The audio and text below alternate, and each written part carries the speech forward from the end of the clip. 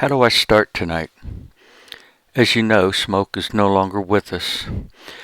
Due to the extremely negative prognosis of his illness and our desire for him to have a full and vibrant life, we reached the difficult decision to give him peace over further trauma. It was not an easy decision, as our emotions were clearly playing havoc with our minds and our peace. Yet it was clear what we needed to do. Peggy and I want to thank you all for your words of comfort and for reaching out to us. I also know that you were touched by Smoque in some way, as you have already demonstrated. Tonight will be difficult for me because I'm going to show what I have experienced in the last 20 days of Smoque's life. 20 days of looking back and seeing how God used Smoque and his illness to demonstrate his love and his faithfulness. And as odd as it may sound, tonight's topic is one that is bringing healing and restoration into my life.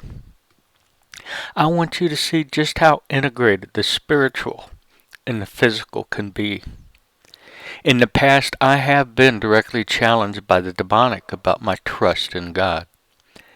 My mentors had warned and had prepared me since that time that the adversary would continue to try various tactics to challenge my identity and my relationship with God. They told me that my trust would be their focal point of attack. They also prepared me by letting me know that what I teach would be another attack point, as the demonic would ensure that I experienced first-hand focused attacks on what I teach. Over the past few weeks, we have been exploring the topic about hearing God.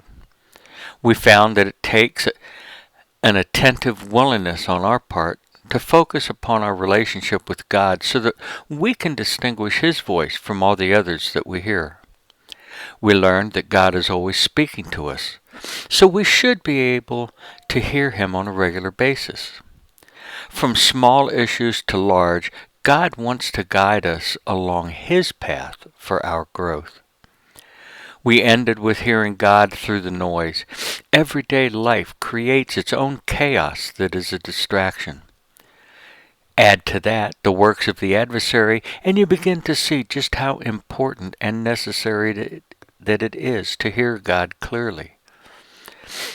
With having set the foundation, let's go ahead and move on to tonight's topic. On July 8th at around 3 p.m., Smoque had his first and his most violent seizure. He was taking a nap on the floor beside Peggy, as she too was taking her daily nap. Suddenly, Smoque flipped over and went into severe convulsions for almost 3 minutes. Peggy screamed for me and ran from the room. She thought that Smoque was dying. I ran into the room and I began to stroke Smoque along his side, trying to calm and reassure him. When the convulsions were over and he was just lying there, I stood up and I left the room to check on Peggy. When I returned to Smoque, he was sitting up, but he was still unstable. When I tried to approach him, he began to snarl. But I recognized that the snarl was his warning not to get too close, as his senses were still confused. It took several minutes for Smoque to regain most of his senses and actually allow me to pet him. After 10 minutes, he appeared to regain his awareness and started to behave normally.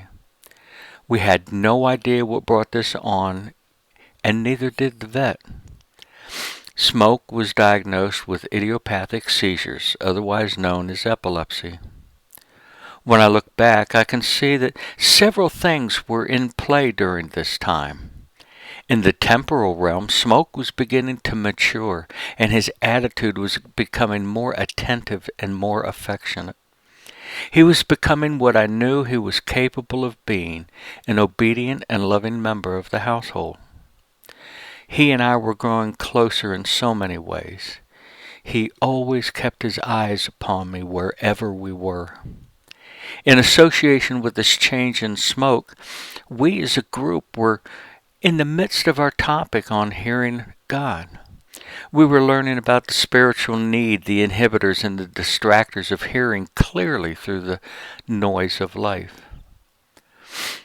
As I was trying to calm Smoke during his seizure, I remember hearing God tell me that he was okay and would live. Now, remember, we thought that Smoke was dying. While I was petting Smoke, I was praying over him to come out of this seizure. And then it began. Mocking and sarcastic voices began to scream, "Trust me now," mingled with cackling, witch-like laughter. Accusations of how little God thought of me by letting Smoke go through this seizure and how cruel it was of him. I paid little attention to it at the time, although I did take note of it. Peggy remembers hearing Smoke growl before the seizure started. It was almost like he knew something was about to happen. Perhaps it was his reaction to the demonic presence of the adversary. Whatever the cause, Peggy recalls Smoke's growling and snarling happening before each seizure. Smoke's second seizure occurred 9 days later, on the 17th. Just like before, Smoke and Peggy were napping when the seizure started. This one only lasted about 2 minutes, but it was very similar from start all the way through his recovery.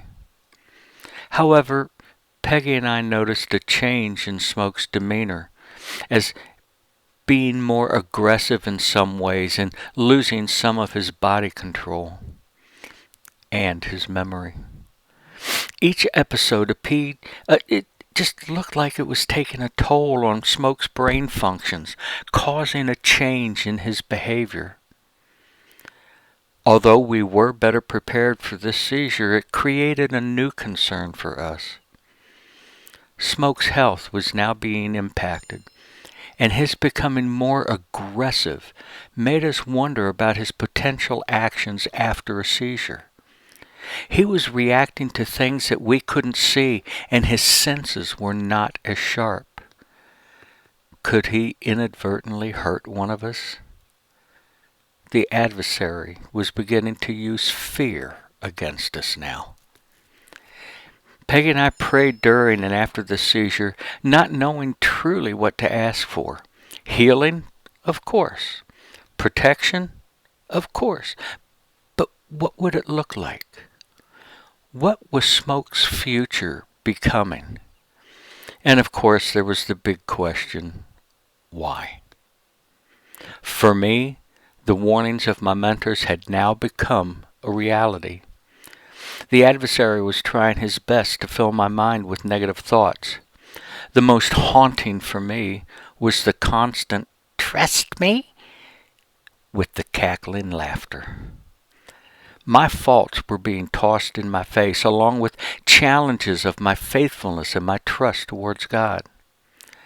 This constant harangue was beginning to wear upon me.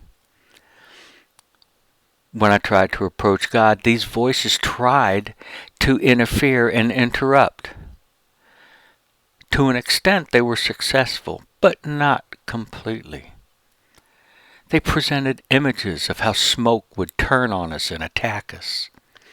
The voices were always haunting, screeching with a cackling glee. I sought refuge in Jesus, who brought me enough peace so that I could sleep. Throughout the time between seizures, Smoke had become more open and more affectionate towards me. He was always by my side. It was as if he knew that if he stayed close to me, that he was protected, that he was shielded from what he was experiencing. In hindsight, this may have been true, as he never went into a seizure when he was near me, even when he napped. He was always looking into my eyes as if seeking comfort. This deepening closeness between us was soon to be used against me. Smoke's third seizure happened again 9 days after his last one. It was the 26th of July in early morning. It was his shortest seizure because it lasted only about a minute, and his recovery time was also quicker. However, I could see a change in Smoke's eyes. Something was different. And I noticed that he had lost more body control and was even becoming more aggressive in some things. But yet he was also more loving than before.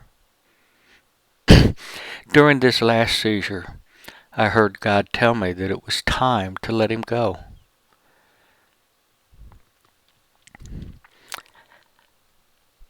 I couldn't believe what I was hearing. Let him go? Again, with calmness, peace, and love, I heard God tell me to let him go. My heart broke as I realized what he was asking Peggy and I to do. Now, the demonic really kicked their party into high gear. That taunting phrase, "Trust me," with the cackles, the laughter, and the screams, intensified. The voices kept pointing out that God had done nothing to help Smoke or us. Therefore, we really weren't children of God. Besides, how could we serve a God who was this cruel? The voices kept up throughout the day as Peggy and I prayed as to what we should do. We did the research, we talked about it, and we prayed. And we reached unity in that it was time to let Smoke go. Both of us mourned inwardly and outwardly in our own way. We were heartbroken. We were already feeling the loss of Smoke in our lives. Once the decision was made and the arrangements were set, a sense of peace and calm did settle into the house. Smoke's last day was peaceful as he enjoyed chasing his ball in his freshly mowed backyard. He ate a good breakfast. He spent some one-on-one time with Peggy, and he spent the rest of his time next to me, being petted or just lying up against me. Throughout it all, he continued to keep his eyes on me. It appeared that he was at peace. It was like he knew that his torment was coming to an end. Smoke always enjoyed riding in his truck, and it was his truck. So it was fitting that he would spend time in his truck one last time. I drove on the back roads so that Smoke could take in the sense of the country as we headed to the vet. He really enjoyed his ride. Smoke's last minutes were full of love and affection. As the sedative began to have its effect, Smoke quietly laid his head down with his eyes on me until he slid off into sleep. He passed with no pain, but wrapped in the arms of love. However, I was left to deal with the voices that now intensified their taunts, adding to them that I was now a murderer, that I had chosen to serve a God who told me to murder an innocent animal, and that Smoke was a sacrifice to this cruel God. Throughout this ordeal of 20 days, I had watched how the adversary had come to steal, kill, and destroy. He used the circumstances of life to try and steal, kill, and destroy my identity and my relationship with God. He even tried to steal my fond memories of Smoque. The adversary appeared to be winning on all accounts until I reminded the adversary that my God is sovereign over all, that my God is a God of love and mercy, and that my God heals all wounds.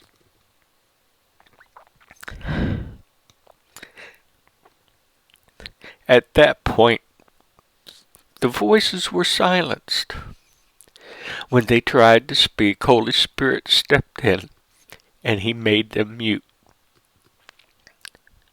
After Peggy and I left the facility where Smoque had passed in peace, I haven't heard those voices again. Peggy and I had followed through with what God asked us to do. Regarding this issue, the voices of the adversary are silenced. However, I know that they will have further future opportunities. But I also know that they will fail in the end. 20 days of heartbreak, pain, and sorrow. 20 days to hear God through the noise of life. 20 days that seems like a lifetime to learn that our God is an awesome God. 20 days of having my trust in God tested. I now personally know the true importance of continuing to seek His voice, to hear Him and to listen to Him. For He is all that we need in life. And He redeems all things to His glory.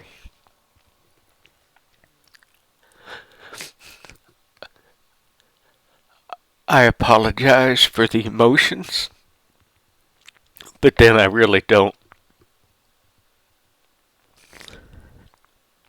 Smoque was and remains precious to Peggy and I. And for me, that makes this lesson priceless.